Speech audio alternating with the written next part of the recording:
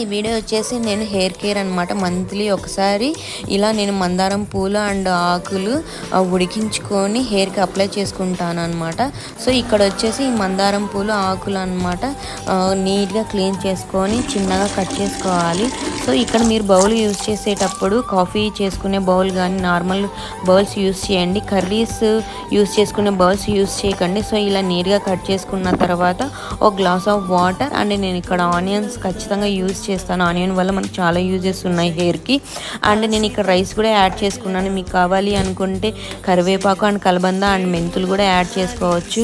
మీకు కనుక best results కావాలి అనుకుంటే వీక్లీ వన్స్ ట్రై చేయండి. నేనైతే మంత్లీ వన్స్ ట్రై చేస్తుంటాను అనమాట.